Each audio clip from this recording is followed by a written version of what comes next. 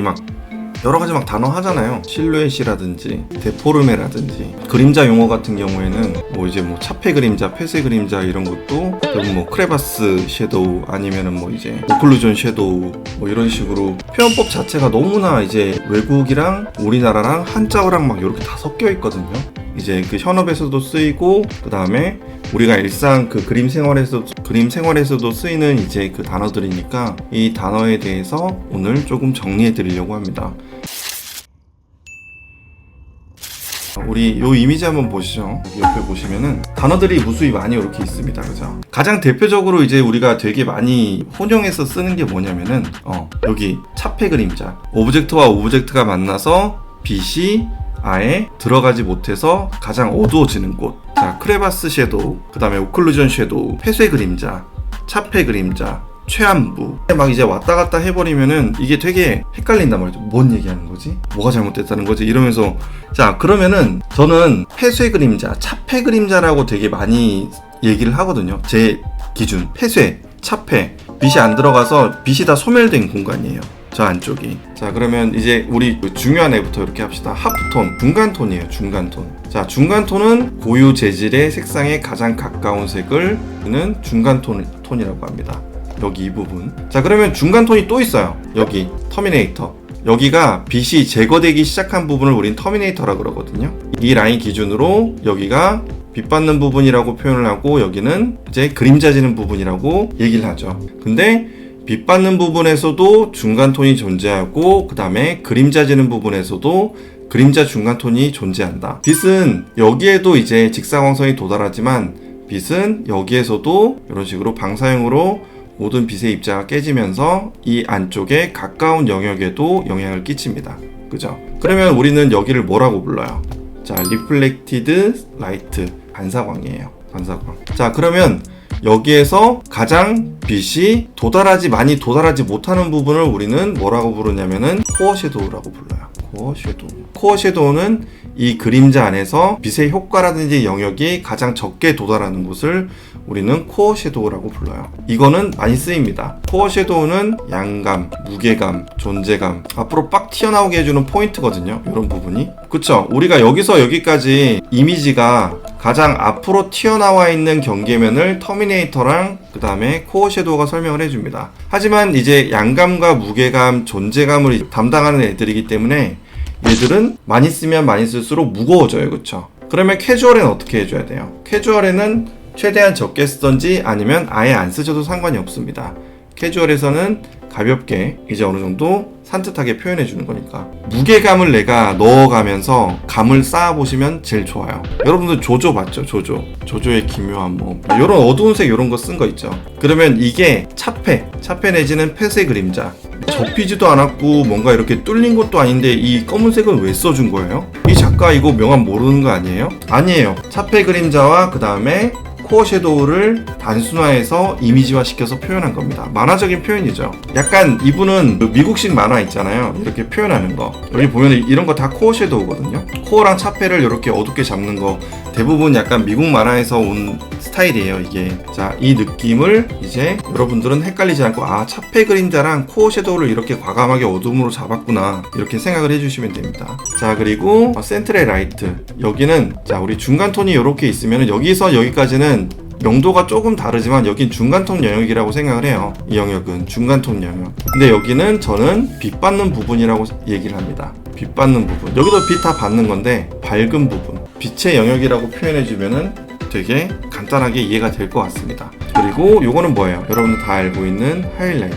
여러분들 그냥 하이라이트는 흰색 이러는데 하이라이트는 되게 상대적인 개념이고 여러 가지 형태로 나타날 수 있습니다. 라이트에서 가장 밝은 부분이죠. 그쵸? 그래서 하이라이트예요. 자, 그 다음에 여기 캐스트 섀도우. 그림자도 종류가 두 개라고 생각을 해주시는 게 좋아요. 여기 보시면은 폼 섀도우라고 했죠. 전체에 이제 다 아우르는 영역을 저는 본체에 지는 그림자라고 표현해요. 본체에 지는 그림자. 자, 그리고 아래로 떨어지는 거 우리 캐스트 섀도우. 저는 이거를 관계에 의한 그림자라고 얘기합니다. 관계라는 거는 우리가 오브젝트가 만나야 이제 생기는 그림자예요. 그 다음에 이렇게 빛이 차단되는 곳과 빛이 생기는 경계면이 이 영역이 가까우면은 여기 보시면 경계면이 또렷하게 지죠. 그 다음에 여기에서 여기까지 거리가 꽤 되죠, 그쵸? 빛이 대기 중에서 많이 쪼개져요. 그러면은 여기에서 또렷하게 생기지 못하고 많이 쪼개져 가지고 이렇게 뿌옇게 이제 음영이 이렇게 생기거든요. 이걸 페넘브라라고 합니다. 반음영. 이거 페넘브라를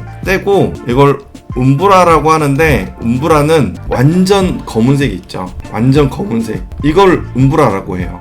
근데 여기에 이제 우리 빛이 개입되잖아요. 여기도 반사광이 생겨요. 캐스트 섀도우도. 왜? 빛이란 존재는 한 번만 이렇게 튕겨져서 튕겨 들어가는 게 아니라 죽을 때까지 튕겨요. 저 안쪽까지. 에너지가 다해서 소멸돼서 우리 눈에 보여주는 명도값, 빛의 값이 없으니까 어두워지는 거고, 그 다음에 여기에서 이제 이렇게 튕겨지는 과정 자체가 이 안쪽에 공간이 있죠. 공간이 있으면 여기 산소가 있어요. 산소는 항상 뭘 갖고 있냐면은 빛을 다 쪼갠 산광을 갖고 있습니다. 산광, 산란광. 그러면 쪼개진 빛이 있기 때문에 그 쪼개진 빛들이 밀도 있게 서로 모여 있는 곳이기 때문에 여기도 뭐예요? 반사광을 목격할 수 있습니다. 그 다음에 여기서 빛이 안쪽까지 도달하지 못한 오클루전 섀도우, 차폐 그림자, 폐쇄 그림자, 최안부, 크레바스 섀도우, 이런 식으로 이제 가장 어두운 부분이 이렇게 생기는 거죠. 자, 이것만 내가 단어를 잘 구분해서 알고 계시면은 여러분들이 이걸 접근하는데 분명히 도움이 될 것입니다. 자, 여기까지가 이제 우리 명암 얘기고, 그 다음으로 한번 넘어가 봅시다. 그 다음에 우리 실루엣이란 얘기를 되게 많이 합니다. 실루엣. 자, 실루엣이란 건 뭐냐면은 안쪽 영역을 우리는 포지티브 에어리어라고 할게요. 그리고 우리 바깥쪽 영역이 있어요. 바깥쪽 영역을 네거티브 에어리어라고 할게요. 사람은 이 안쪽에서 모든 확실한 정보를 판단합니다. 그러면 그림을 그릴 때도 우리가 이 안쪽에 있는 영역이 이렇게 돼 있어도 이거 되게 극단적으로 표현한 거예요. 일반적으로는 이목구비를 갖고 있고 무언가 사람의 형체랑 비슷하게 이제 무언가를 갖고 있으면은 이거를 사람이라고 판단합니다. 사람을 인지한 다음에 그 다음에 왜 저러지 이상한 걸 이제 포인트를 잡는 거거든요. 반면에 그 안쪽 영역에 대한 정보가 없어요. 우린 이걸 사람이라고 인지할까? 아니, 인지 안 해. 안쪽에 정보가 없잖아. 자, 이런 식으로 이제 실루엣을 이렇게 그려주면은 여러분들은 이거 뭘로 생각해요? 당연히 새로 인지하잖아. 그죠? 안쪽에 정보가 없는데 왜 알아보는 거지? 이미 우리는 많은 이미지를 보고 그걸 머릿속에 갖고 있어요. 단서가 없어도 이 네거티브 에어리어에서 포지티브 에어리어랑 같이 이제 읽히면은 우리는 이거를 대뇌에서 불러옵니다. 직관적으로. 그 형상을 봤었기 때문에 굉장히 직관적으로 뭔가 이제 뇌에서 바로 이제 떠올릴 수 있거든요. 아, 이 사람은 여기에 팔 갑옷이 이렇게 있구나. 그 다음에 여기는 뭔가 겹쳐져서 뭔가 이렇게 위에 올라가 있구나. 약간 쉐입이 여성스러운 쉐입을 갖고 있으니까 여자구나. 이런 식으로 우리는 이런 실루엣에서 많은 정보를 가져올 수 있어요. 자, 이 안에는 내가 엄청 디테일하게 이런 식으로 디테일 이렇게 팠는데 뭔가 이제 형태가 잘 안 읽히게끔 이렇게 쭉쭉 이렇게 밀어버리는 이제 경향이 있거든요. 근데 갑옷은 이렇게 겹쳐져서 실루엣이 재밌게 나와야 조금 보는 맛이 있어요. 머리카락이 있더라도 약간 내가 여기 실루엣 바깥쪽 영역과 안쪽 영역을 이렇게 구분해주면서 이런 식으로 그려줘야 느낌이 좀 더 괜찮거든요. 이 바깥쪽 네거티브 에어리어도 디자인을 해줘야 돼요. 안쪽만 디자인하는 게 중요한 게 아니라 바깥쪽 실루엣도 같이 디자인해주는 게 되게 좋은 그림이거든요. 실루엣이 재밌네요.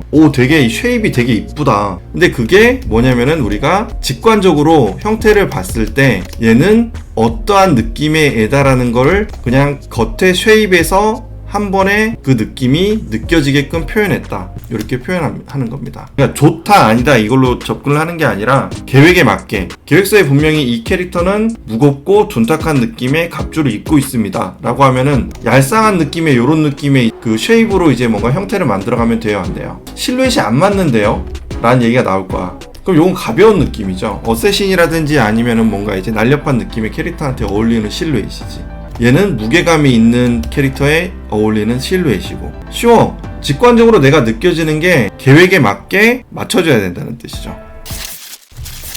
자, 그리고 또 이 얘기 되게 많이 듣죠. 톤이 너무 연해요. 아니면 톤 조정 좀 해주셔야 될 것 같은데요. 그러면은 대부분 다 명도에 대한 얘기니까 레벨에서 이렇게 만드시면 돼요. 밝은 부분과 어두운 부분 너무 진해요, 너무 연해요. 그러면 적당히 이제 중간 톤으로 잡아가지고 이런 식으로 톤 조정을 해주시면 됩니다.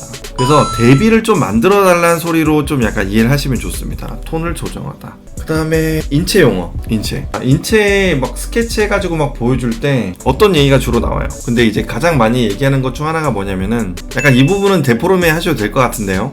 여러분들 진짜 많이 들어본 단어잖아요, 그쵸? 데포르메. 이제 프랑스어예요, 프랑스어. 뭔가 이제 우리가 극대화시키고, 그 다음에 축소시키고, 이제 형태를 이제 우리가 기존 형태에서 많이 바꾼 거예요. 그러면 이게 실제로는 기존 인체에서 조금 형태가 안 맞지만 그래도 미적으로 형태가 이쁘다, 아름답다라는 느낌이 들고, 그 다음에 캐릭터 성격에 맞다, 기획서에 맞다, 이러면은 이 데포르메 되는 정도도 오케이가 날 수 있습니다. 자, 그러면 여기서 내가 캐릭터가 그냥 이런 식으로 이렇게 서 있는데 굉장히 이렇게 정직하게 서 있는 거죠. 좀 더 역동적으로 좀 약간 포즈를 더 재밌게 좀 해주세요 라고 하면 콘트라포스토가 모자라는구나, 콘트라포스토를 좀 더 강조해줘야 되겠구나. 인체의 흐름인 거죠. 콘트라포스토는 대비란 뜻이에요. 이탈리아어죠. 인체가 대조와 대비가 없으면 그냥 이렇게 떨어져요. 잘 서 있긴 하지만 뭐예요? 재미가 없잖아. 롤러코스터를 태워주면은 훨씬 더 느낌이 재밌어집니다. 이쪽 방향, 이쪽 방향, 이쪽 방향, 이쪽 방향. 그 다음에 한 번 더 틀어주고. 이제 콘트라포스토가 이게 잘 잡히면은 인체 실루엣이 되게 재밌어지거든요. 여기 이제 네거티브 에어리어도 훨씬 더 이제 역동적이게 나오고, 요런 데도 더 역동적이게 나오죠. 네거티브 에어리어도. 그래서 실루엣이 훨씬 더 재밌게 나옵니다. 이제 요 캐릭터 이렇게 그리잖아요. 자, 캐릭터가 이렇게 있으면은 이렇게 진하게 잡아주는 거 있잖아요. 이걸 넣는 걸 요즘에 웨이트를 넣다라고 이제 표현을 하더라고요. 근데 이건 이제 양감, 덩어리감 이렇게 표현해요. 양감, 덩어리감. 웨이트를 넣는다는 것 자체가 조금 약간은 헷갈릴 수도 있어. 왜냐면은 만화적인 표현에서는 이거를 굉장히 이렇게 강조해 가면서 넣거든요. 캐릭터 컨셉 아트 같은 경우에는 캐주얼로 해도 어느 정도 이제 반실사에 대한 느낌으로 이제 표현을 해주잖아요.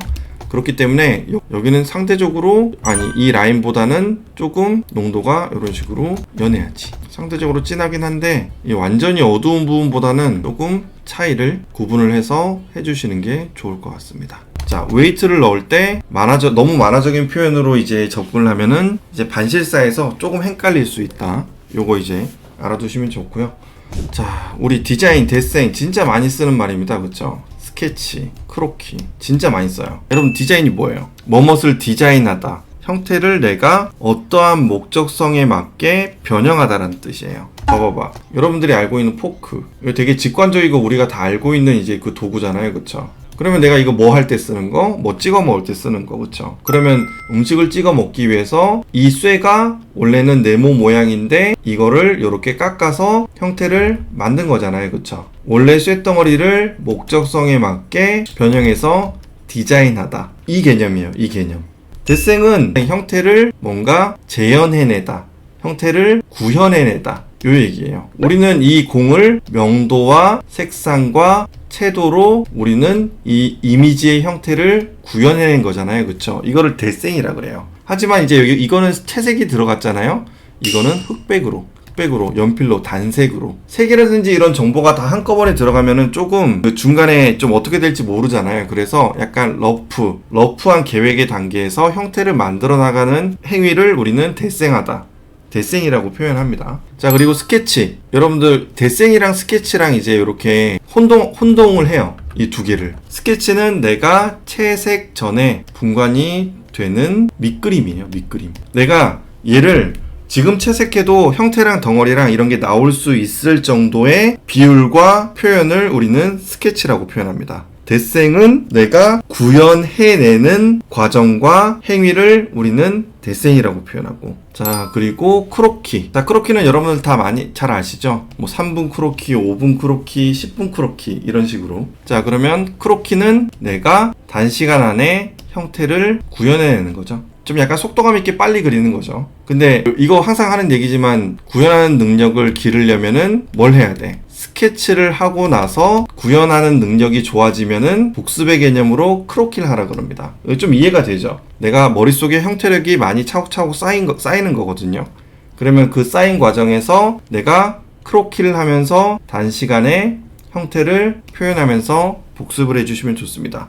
그러면 인체의 흐름이라든지 아니면 근육에 대한 이제 그런 느낌들 있잖아요. 이런 거를 내가 표현하는데 표현력이 더 좋아지겠죠.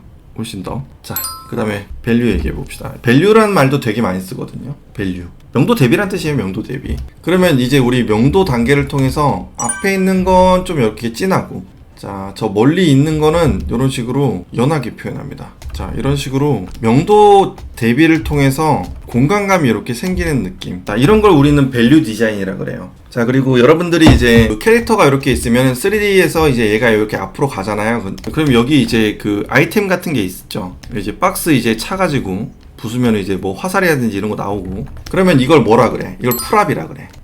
프랍 디자인 이러거든. 캐릭터들이 부수거나 아니면 이렇게 들고 다닐 수 있는 아이템 내지는 필드에 이제 이렇게 위에 표현되는 이런 사물들을 우리는 프랍이라고 합니다.